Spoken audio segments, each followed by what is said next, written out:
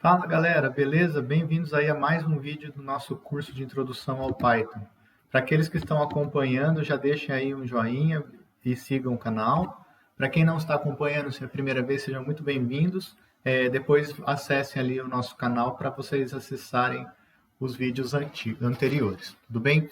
Hoje a gente vai falar sobre como é que se cria gráficos bidimensionais no Python usando uma biblioteca chamada Matplotlib.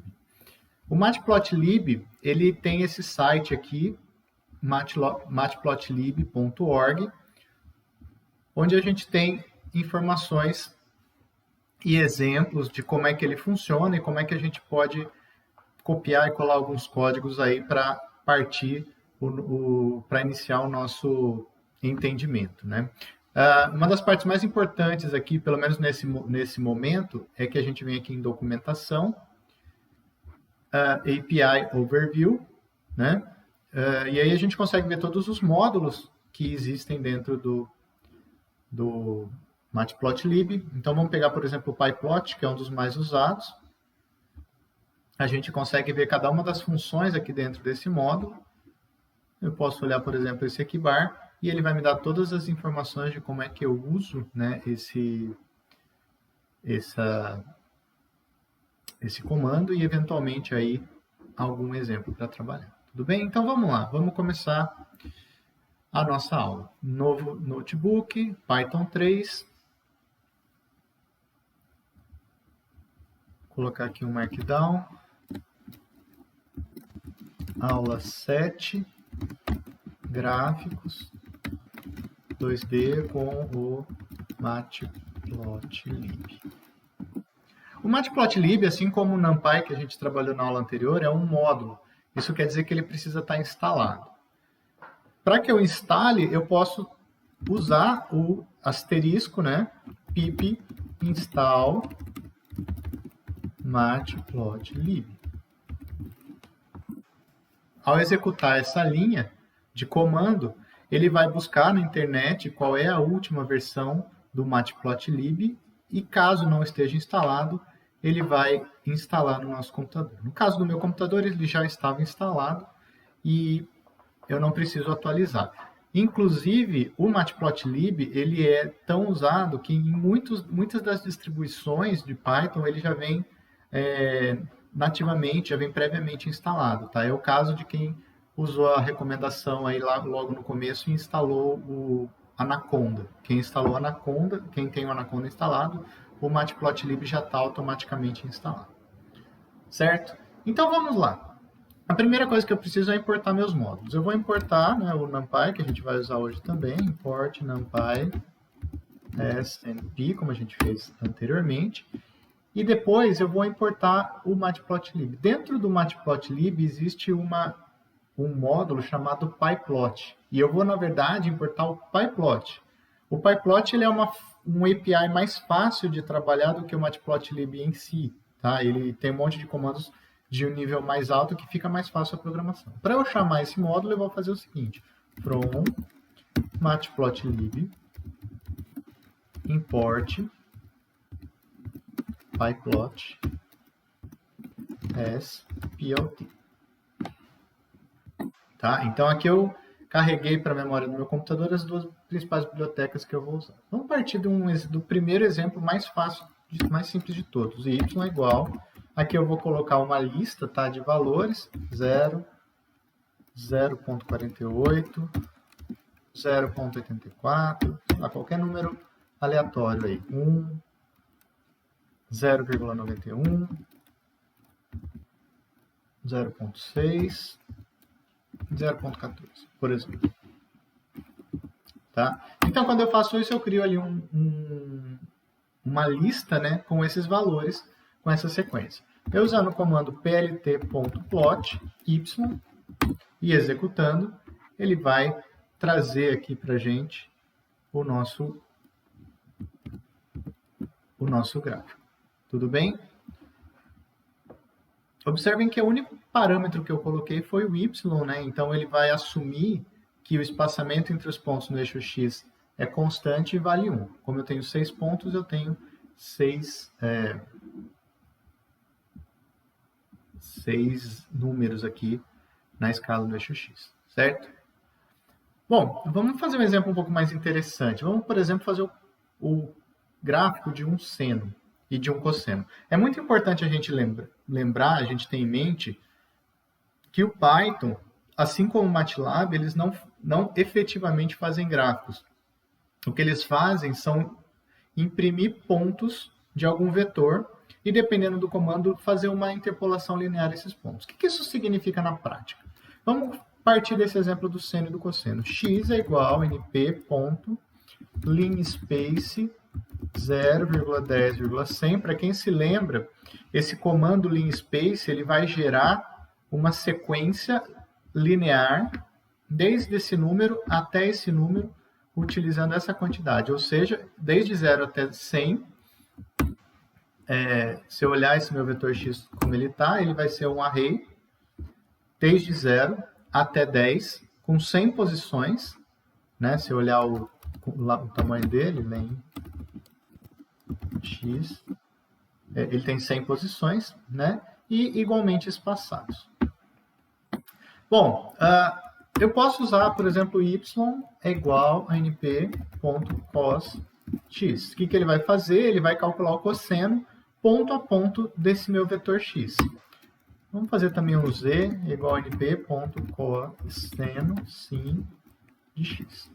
Na hora que eu fizer isso, eu tenho três vetores. Um vetor x, que são os números de 0 a 10, o y, que são os cossenos desses números, e o z, que são os senos desses números. Tá? Vamos imprimir isso. plt.plot. Aí eu preciso colocar um par x e y. Então vamos x, um par no eixo x, um valor no eixo y. Se eu rodar esse comando, ele vai imprimir o cosseno, que era o valor do y. E se eu quiser colocar no mesmo gráfico o seno, é só eu alterar aqui, então eu vou fazer x, y, x, z. Observem que aqui é o meu primeiro par xy, né? Aqui é meu segundo par xy, tudo bem? Na hora que eu executo, eu tenho os dois gráficos aí ao mesmo tempo. Tá certo? Bom, algumas formatações que são meio padrão, que a gente sempre coloca, né? Primeiro, título, né? Então, plt.title, e eu coloco o título que eu quero colocar, né? Funções periódicas. Xlabel, eu vou colocar o que eu quero de anotação, né? Do nome do eixo x. Então, por exemplo, ângulo, né? Nesse caso, em radianos, né? Eu vou colocar no eixo y um título também, plt.ylabel,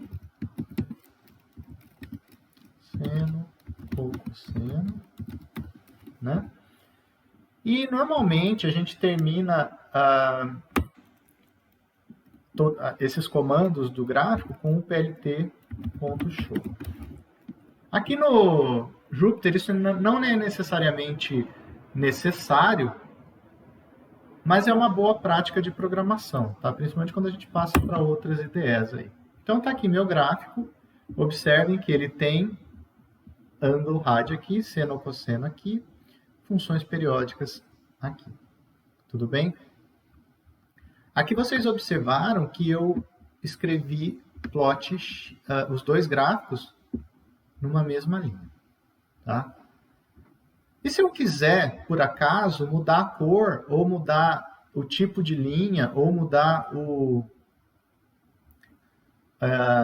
tipo de marcador, né, que aqui no caso a gente não está visualizando, para esse gráfico, o que eu faço? Bom, vamos refazer aqui embaixo da seguinte maneira. plt.plot x, y, aí eu vou colocar o seguinte trecho de texto aqui.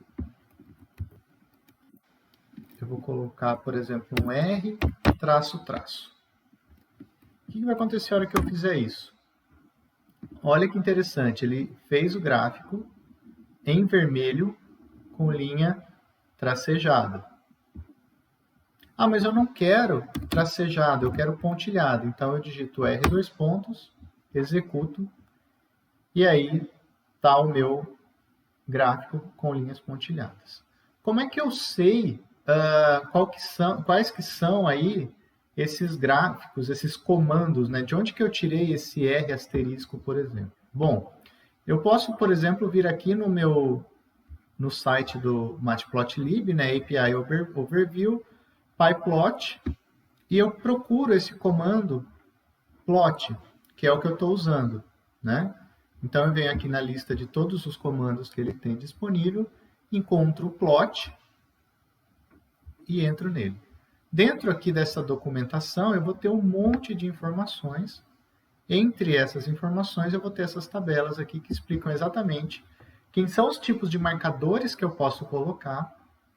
Então aqui, imagina que eu posso ter, por exemplo, um marcador que vai ser uma bolinha, ou um marcador que pode ser uma estrelinha, e assim por diante. O tipo de linha que eu quero, se é uma linha sólida, linha tracejada, ponto e traço e ponto, ou pontilhada, e as cores que eu posso colocar. Azul, verde, vermelho e assim por diante, né? Observe que o K é para o black. Então, vamos fazer um outro teste aqui. Eu vou colocar assim, olha. Eu vou fazer o meu gráfico. Vamos com um diamante com uma linha contínua, tá? plt.plot, x,z, vamos pôr, por exemplo, aqui um octágono, apesar de que talvez não dê para ver, né? Só que eu quero que ele seja preto e tracejado com ponto.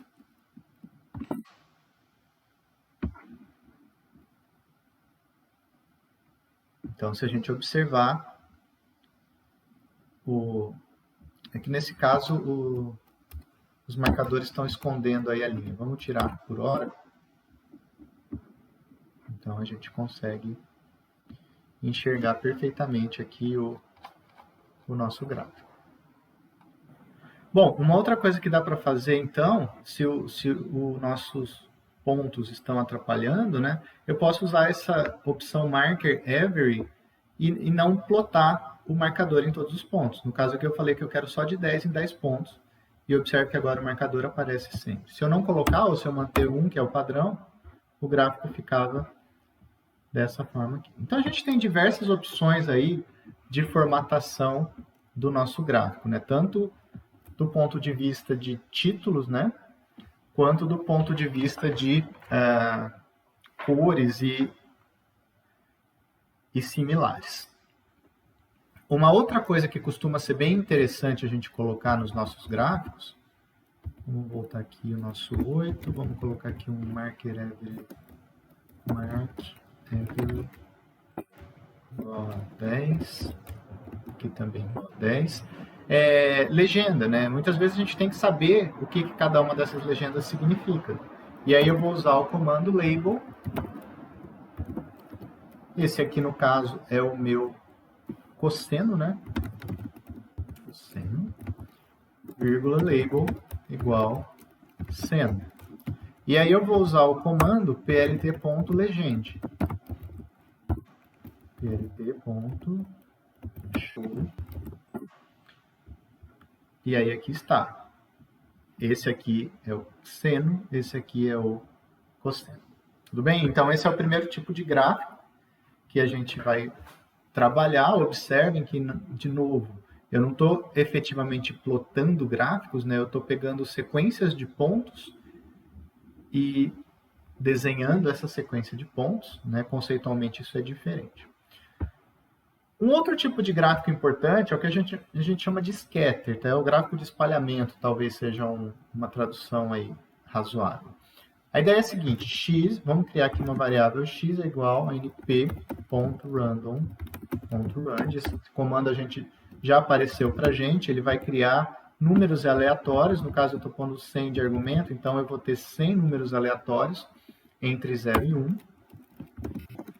Para o y eu vou fazer a mesma coisa, np.random.rand 100. E eu vou usar o comando plt.scatter x,y.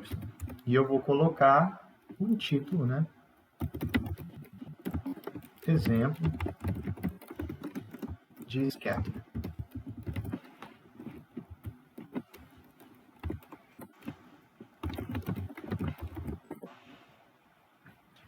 O que o scatter faz é simplesmente plotar esses dados, né, na forma de pontos isolados. Como eu escolhi números completamente aleatórios, ele está tentando preencher aí todo o espaço.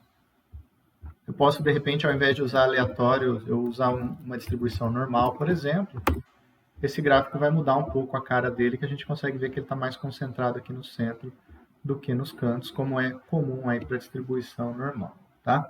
Mas a ideia do scatter é sempre que a gente tem pontos, por exemplo, pontos observados de dado ou de experimentos, e a gente queira simplesmente plotar isso numa forma de pontos. É óbvio que isso é totalmente equivalente, pelo menos visualmente falando, a eu fazer o seguinte: plt.plot x, y,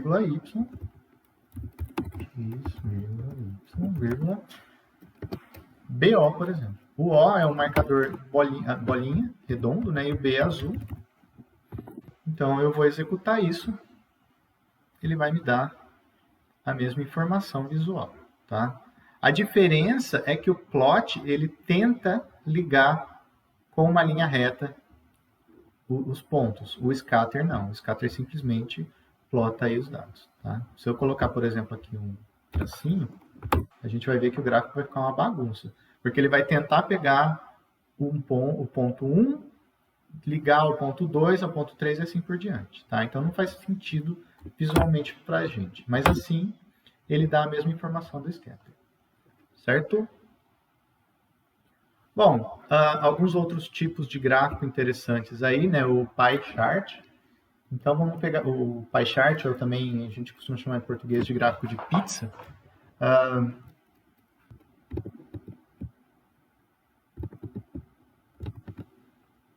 Então vamos fazer o exemplo aqui, valores.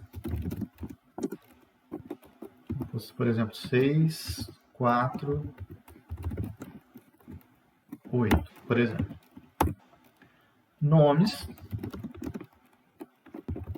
Vou colocar lá x, y,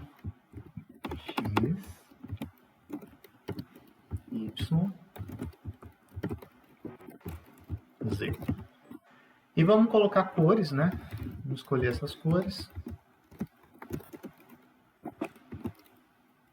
E eu vou usar aquela mesma nomenclatura, tá? R, M, Y. Essa a mesma nomenclatura do plot. Veja que então eu criei 3 listas, tá? Uma com os valores que eu quero, uma com os nomes de cada uma das colunas, né? De cada um dos valores, e um para as cores de cada um dos valores. Então eu vou usar o plt.py valores labels é igual nomes, cores, colors, o argumento colors, né, igual o meu vetor cores.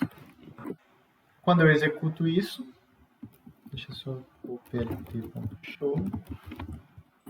Quando eu executo isso, eu tenho aqui o meu gráfico de barras. Então eu tenho meu x, meu y, meu z, rodando no sentido anti-horário. Notem que ele começou aqui do ângulo 0, né? Quer dizer, ele parte daqui, desse ângulo 0, faz o meu x, faz o meu y, faz o meu z, tudo na sequência, né?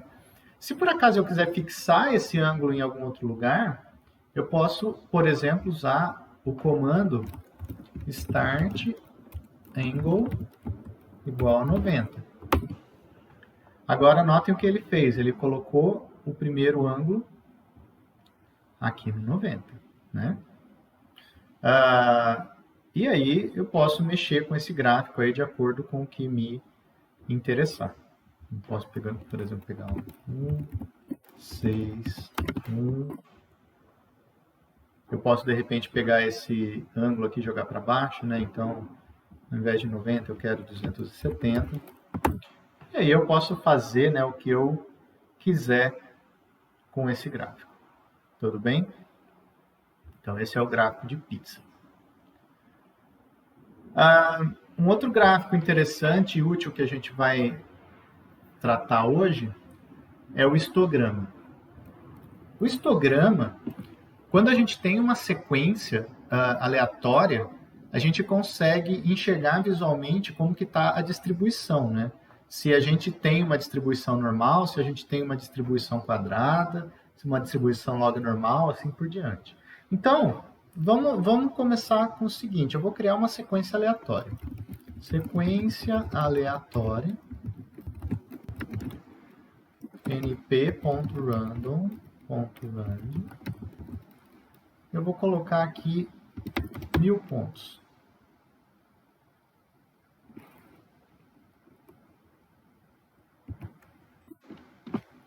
Aí eu vou usar o comando plt.ist desse sequência aleatória.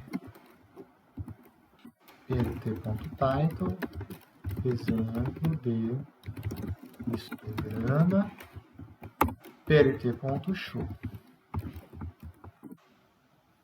Quando eu executo, o que ele vai me trazer? As faixas de variação, né? Os meus números aleatórios são de 0 até 1, quando eu uso esse comando rand.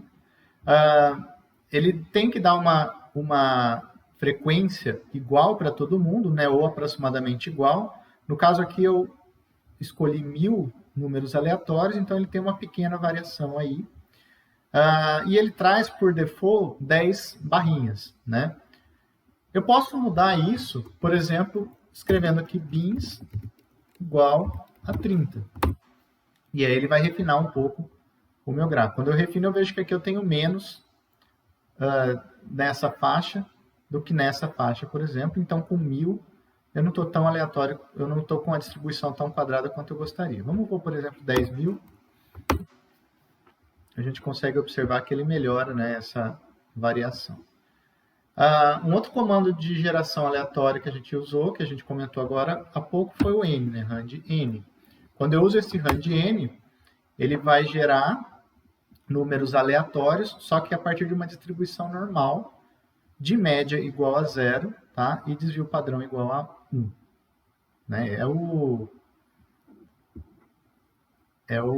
A distribuição normal padrão aí.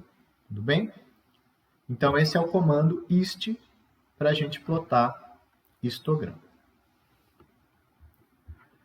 Quando a gente trabalha com experimentos laboratoriais, a gente sempre tem que calcular as barras de erro. As barras de erro, lembrando, são o quanto que cada um dos valores que eu medi tem de dispersão, né, com relação ali, eu vou ter um centro, mas eu vou ter uma incerteza para cima ou para baixo. Uma das formas de eu plotar gráfico com barra de erro aqui no Python é da seguinte forma. Vamos, por exemplo, criar um x igual np.linspace 0, 10, 100, né? Um y, np.seno de x.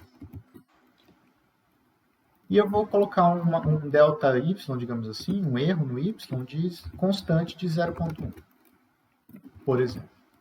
Tá? Aí eu vou usar o seguinte comando, plt.errorbar, então, barra de erro, né? x, y, dy. Veja que eu coloquei o meu vetor do eixo x, o meu vetor do eixo y e o meu vetor de erros, que nesse caso é uma constante, né? plt.show. E se eu executar, eu vou ter isso aqui. Para todos os pontos que ele plotou, que vocês se lembram são 100 pontos, ele vai colocar uma barra de erro constante, né, igual a 0,1, que foi o número que eu coloquei. Então, eu estou indo de 1,1 até 0,9 aqui no máximo, e assim por diante. Tá? Só que vejam, primeiro, isso aqui está bem poluído, né, visualmente, está ruim de enxergar. Eu queria ver o gráfico, mas eu não queria ver todas as barras de erro. Então, eu posso usar aqui o comando error every igual, e eu ponho de quanto em quanto eu quero ver o erro. Por exemplo, 10. Ele vai plotar de novo e vai plotar a barra de erro só a cada 10. Ou 5, por exemplo. 5. tá? Eu posso também, de repente, querer mudar a cor dessa barra de erro. Então, eu vou usar o comando eColor igual a K, por exemplo. E aí ele vai deixar essa barrinha de erro com a cor preta. Tá? Isso aqui é quando eu posso ter o meu erro constante. Normalmente isso não faz muito sentido, né? Porque o erro pode depender de um monte de coisas. Na verdade, para cada medida, o erro pode ser um valor diferente. Então, eu posso entrar aqui com um vetor de valores de erro. Só prestem atenção no seguinte, esse dy ele tem que ter o mesmo tamanho do x e do y, tudo bem? Todos os pontos que eu tiver para fazer o gráfico são os pontos que eu tenho que colocar para a barra de erro. Para facilitar a nossa vida, vamos colocar assim, dy 0,1 vezes y. Porque daí eu vou garantir que ele vai estar mudando, né, com o decorrer aí do gráfico. E por enquanto eu vou tirar esse erro ever e vamos deixar em 1. O que aconteceu agora? Agora o erro é proporcional ao valor do seno. Então aqui em cima e aqui embaixo o erro é maior do que aqui, onde o seno é praticamente zero, né? Vamos supor que ele seja dependente do x. É o mesmo raciocínio, né? Para valores pequenos de x, o meu erro é pequeno. Para valores grandes de x, o meu erro vai aumentando. Tá? Isso aqui é só um exemplo. É óbvio que na prática a gente vai acabar digitando os valores de dy aqui, né? Vou só voltar para o 5. E isso é o que a gente tem para mostrar sobre barra de erros. Tudo bem? Bom, dando sequência, vamos falar sobre gráfico de barras. Vamos colocar ali um vetorzinho y igual 3, 10, 7, 5, 3, 4, 6, 8, por exemplo. Esse aqui vai ser o meu vetor. O meu x vai ser o tamanho disso, né? Então, eu vou usar o range len y. Lembra que o len y é o comprimento do y, vai ser o número de elementos que eu tenho no y. E o range é uma função que vai de 0 até 1 menos esse número. Até esse número menos 1, tá? Para eu fazer um gráfico de barra, plt.bar, valor do x, valor do y. Então, se eu executar ele, aqui está o meu gráfico de barras. Tá? É óbvio que eu posso também mudar argumentos aqui, então eu posso, por exemplo, colocar color, e vamos deixar ele vermelho, por exemplo. E um título, plt.title, exemplo de gráfico de barras. plt.show. E aqui está o meu gráfico de barras formatadinho. Tá bom? Muitas vezes a gente quer anotar ou marcar alguma linha do nosso gráfico, né? Alguma linha, por exemplo, para fazer alguma comparação, dizer a partir daqui é tal coisa, antes é tal coisa. Vamos fazer o seguinte exemplo para ilustrar isso. X igual a np.linspace 0, 10, 100, y igual np.seno de x vezes np.xp de menos x sobre 10, por exemplo. Né? plt.plot x e y k. Vou deixar na cor preta. Esse aqui é um gráfico, né, de um...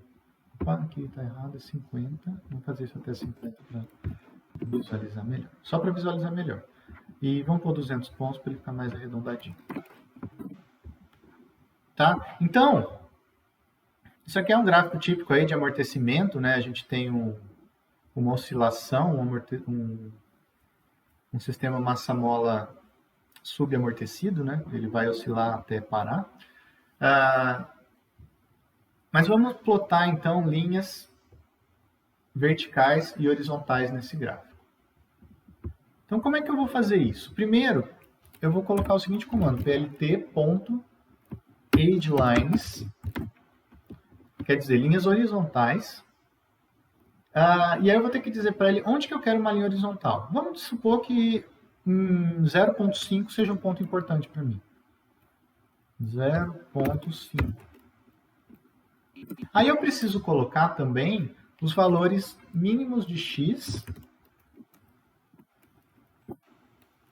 e os valores máximos de x. Quer dizer, eu quero fazer uma linha vertical onde y vale meio, mais ou menos aqui, de onde até onde, né? Nesse caso, vamos colocar ali de 0 até 50.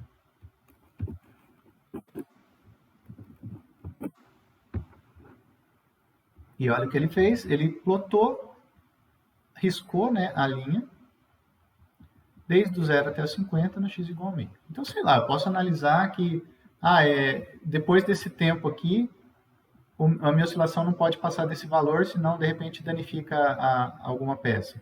Então, a gente consegue ver que a peça está aprovada. Por exemplo, um critério de exclusão como esse. Tá? Óbvio que eu posso mudar de cor, por exemplo. Então, color Y, por exemplo. Desculpa, gente, color igual, né? Não é vírgula. Ele coloca uma linha amarela e assim por diante. Mas eu gostaria que essa minha linha passasse, né, do gráfico, ela fosse o gráfico inteiro. É só eu colocar, por exemplo, um número negativo e um muito positivo aqui. Vamos tentar por menos 70, menos 10, por exemplo, e 70. Que daí eu sei que vai passar do gráfico, né? Executo isso, olha o que o Python vai fazer. Ele vai mudar a escala aqui embaixo, né? Ele vai ajustar, porque agora o gráfico é todo esse. E ele vai sempre tentar manter o gráfico todo na tela. Mas eu não quero, eu quero forçar, né, os eixos. Então eu posso usar o comando plt.axis. E aí o plt.axis, eu vou ter que entrar nele com uma lista que contém o valor mínimo de x, máximo de x, mínimo de y, máximo de y, nessa sequência. Então, eu quero o x variando de 0 até 50, né? Então, vamos para 55 só para dar um menos 5, por exemplo. Até 55, só para dar um espacinho antes e depois, para ficar mais bonito o visual. E o meu eixo y é de menos 1 até 1, né? Então, observem que agora eu fixei, né, o meu y e o meu x. Eu vou colocar o valor que eu quiser para o valor mínimo e máximo aí do meu gráfico. Tá bom? Então, para eu fazer uma linha horizontal, o procedimento é esse. Para eu fazer uma linha vertical, é praticamente a mesma coisa, com exceção que o comando que eu vou usar é o vlines. Então, vlines 0, sei lá, vamos colocar no 30. Vamos supor que depois do 30 eu espero uma oscilação pequena. 30, y máximo, y mínimo igual a menos 1, menos 1.5, por exemplo. Y máximo igual a 1.5, por exemplo. E color, por exemplo, K. E aí só que eu quero que essa linha seja pontilhada. Então, line style igual 2 pontos.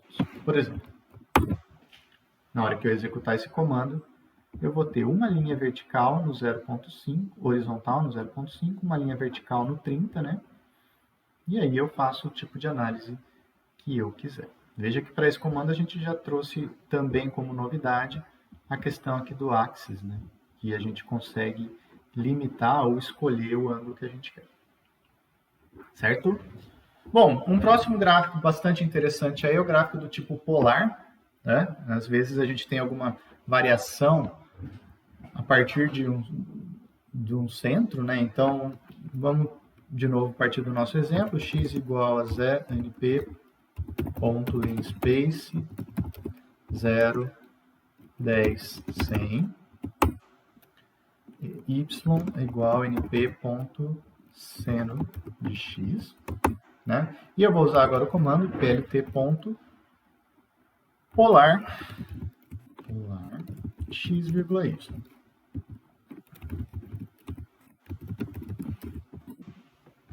O que é o gráfico polar? É um gráfico onde a gente tem, em um dos eixos, nessa direção, girando, né? A gente observa que a gente tem um ângulo desde 0 até 360 graus, né? Ou 2π radianos.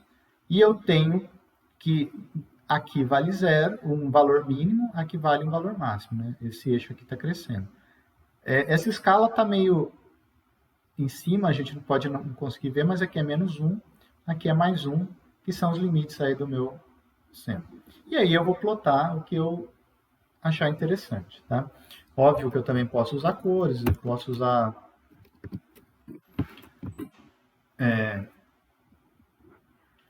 estilos de linha diferentes, assim por diante, tá? De repente o meu gráfico é diferente. Por exemplo, do seno ao quadrado vai ficar assim, porque o lobo negativo, a parte negativa, né, vai ficar toda positiva, deixa de desaparecer. Enfim, esse aqui é um tipo de gráfico que a gente chama de gráfico polar. Tudo bem? Na sequência, um outro tipo de gráfico interessante, né, são os gráficos com escalas logarítmicas. Muitas vezes a gente quer que alguma das escalas seja logarítmica.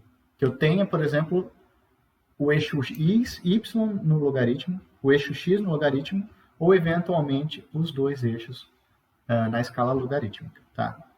Para esse caso, a gente tem o seguinte. Então, vamos pegar ali x igual... Lembrando que não existe log de números negativos, né, nem de zero.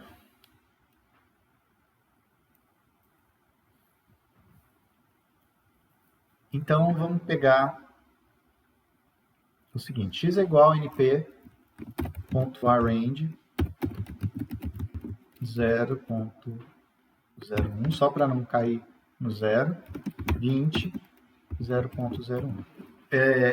Esse comando ele vai criar números desde isso até isso, variando isso aqui. Então, vai ser 0,01, 0,02, 0,03 até o 20. Tá? Eu vou fazer o seguinte, plt.plot x np.exp de menos x. Quer dizer, essa aqui é a função exponencial negativa, né, de menos x. Vamos supor que eu queira colocar esse eixo x, esse eixo y, na escala logarítmica. Como é que eu vou fazer isso? Eu vou voltar aqui e ao invés de eu usar... Opa, foi demais. Ao invés de eu usar o comando plot, eu vou usar o comando semilog x, semilog y. Quer dizer, ele sabe que agora ele vai fazer um gráfico semilog, onde o eixo y vai estar na escala logarítmica. Então, se eu executar, na escala logarítmica, isso vira uma linha reta. Né? E observem que aqui, olha, 10 a 0, 10 a menos 2, menos 4, menos 6, menos 8. Então, isso aqui é um gráfico logarítmico. Tá? Vamos fazer um exemplo, então, para o semilog x. A ideia vai ser sempre a mesma. Então, a gente tem aquele x, np.arrange 0.01, 20, 0.01,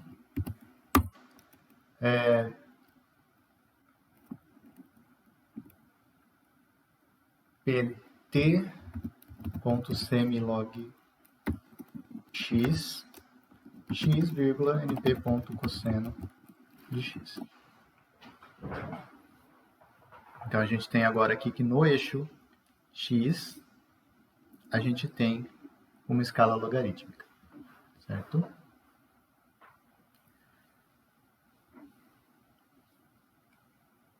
Finalmente, se a gente quiser as duas escalas logarítmicas, né, eu vou introduzir um outro comando para vocês, que é o logspace. X é igual np.logspace.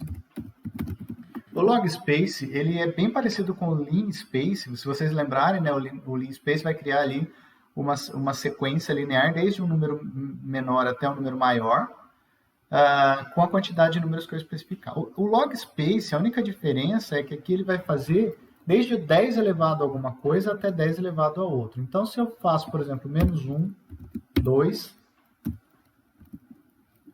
50, por exemplo, o que ele vai fazer? Ele vai pegar 10 elevado a menos 1, que é 0,1, 10 elevado a 2, que é igual a 100, e ele vai criar 50 números logaritmicamente espaçados dentro desse intervalo. Vamos dar uma olhada nesse x, como é que ele fica. Então, o primeiro número é 0,1, o último número é 100, né, que é 10 a segunda, e aqui no meio a gente consegue ver um crescimento logarítmico, né, exponencial, até esse valor. Então, esse é o logspace. Vamos chamar aqui de y1, y1 igual 10 elevado a x, y2, o inverso disso, né? 1 dividido por 10 elevado a x. Se eu tentar colocar isso aqui no gráfico, plt.plot, x, y1, x, y2, a gente vai ter isso aqui. A gente não consegue nem enxergar o que está acontecendo, porque um dos gráficos explode para um valor muito alto, né? O outro vai assumir valores muito pequenos e a gente não consegue enxergar.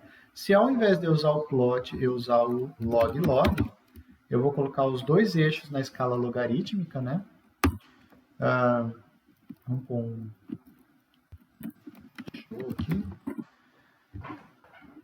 Agora sim, a gente consegue visualizar exatamente o que está acontecendo. Observem que aqui os meus números vão crescer desde 10 até os 10 a 100, né? Que é o que a gente tinha lá. Que justamente a gente tem 10 elevado a cada um desses números, né? Só que a diferença é que agora para o lado negativo a gente consegue enxergar também. Desculpa, lado negativo não, para o lado mais próximo do zero, porque aqui a gente tem 10 elevado a menos 100. Ainda é um número positivo. Tudo bem? Então, aqui foram 3 exemplos de aplicação dos gráficos do tipo log, né, de escala logarítmica. Então, lembrando, eu tenho o semilog x, o semilog y e o log-log.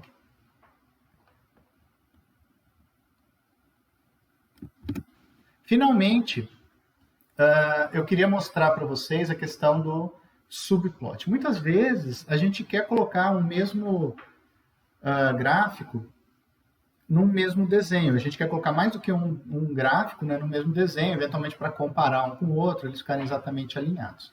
Então, vamos fazer o seguinte exemplo. X, np.linspace, nosso novo velho conhecido. Space 0, 10, 100. Aí eu vou fazer o seguinte, fig,axs, plt.subplot 2,2. O que isso aqui significa? Primeiro, esse comando ele vai criar uma grade de plots, de gráficos, né? Com 2 linhas e 2 colunas, ou seja, um total de 4 gráficos. E ele vai salvar isso em 2 objetos. Um objeto é a fig, que é a figura, tá? E o outro objeto são os eixos, quer dizer, cada um dos gráficos, tá? Quando eu uso essa anotação, eu vou ter que criar cada um dos gráficos não mais com NP, mas sim com o eixo, com esse objeto, com o axs, nesse caso. Então, o meu primeiro vai ser axs. E lembrem-se, eu tenho 2 linhas e 2 colunas. Eu vou começar na primeira posição, seria meu 0,0. Linha 0, coluna 0. O que eu quero fazer com esse plot? X, vírgula, eu vou colocar aqui o cosseno de x, por exemplo, p.cosseno de x. Tá? Eu vou querer colocar um título nele também, então eu vou usar o axs 0,0, ponto, só que agora ao invés de eu usar o comando title, como eu usava anteriormente, eu preciso usar um comando levemente diferente, que é o set title, set underline title, tá? E aí eu vou colocar o título que eu quero aqui, no caso, cosseno.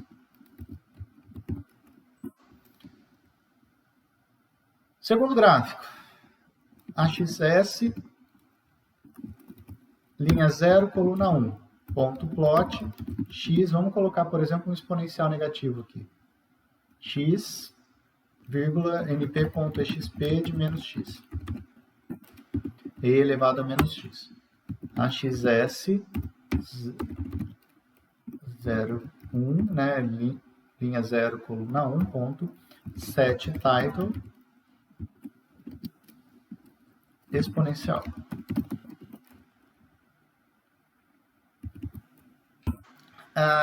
AXS, agora na segunda linha, primeira coluna, ponto, plot, x ao quadrado, por exemplo. Vamos pôr um título para isso, AXS, 1, 0, ponto, set title. Vamos chamar isso de isso mesmo, x ao quadrado. AXS, finalmente o último, né? Linha 1, coluna 1, na segunda linha, segunda coluna, ponto plot,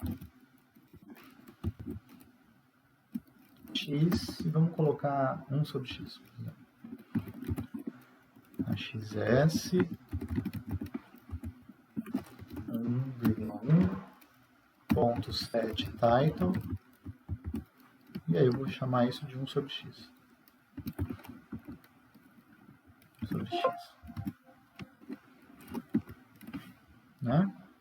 Então veja o que eu fiz. Na verdade, eu não fiz nada além de plotar 4 gráficos diferentes, né? Gráfico 1, gráfico 2, gráfico 3, gráfico 4. Só que eu antes criei um objeto AXS que, na verdade, ele contém 4 gráficos, né? Então, o que eu fiz depois foi dar a informação de cada um dos 4 gráficos. Eu também criei um objeto fig para dizer que tudo é uma figura só, né? E quem fez isso foi esse comando plt.subplots. Então, se eu executar isso, o que ele vai me entregar?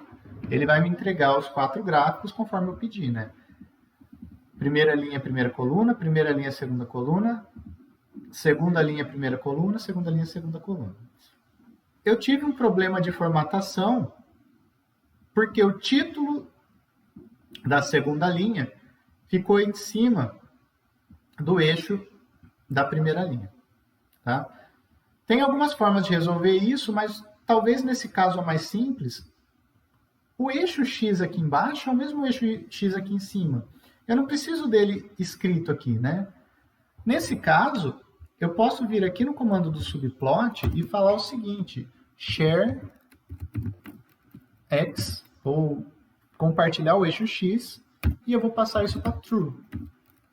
Quer dizer, eu quero que eles compartilhem o eixo X. Então, eu sei que o eixo X daqui é igual ao eixo X daqui, certo? Então, ele vai manter esse valor. Eu posso tentar fazer o mesmo para o Y? Eu posso, só que, no nosso caso, então, se eu quiser para o Y, vai ser share y igual a true.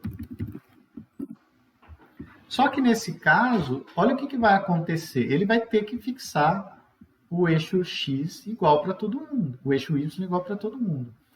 Essa função cosseno varia de 0 entre 1 e menos 1. Essa aqui de 1 a 0.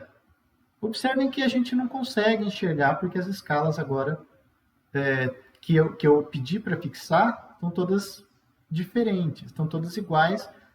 Eu não consigo enxergar os gráficos dessa maneira. Então, eu tiro, né, porque nesse caso, esse comando aqui não vai ser útil. Tudo bem? Então, eu executo isso. E aqui eu tenho o nosso gráfico. Beleza, pessoal?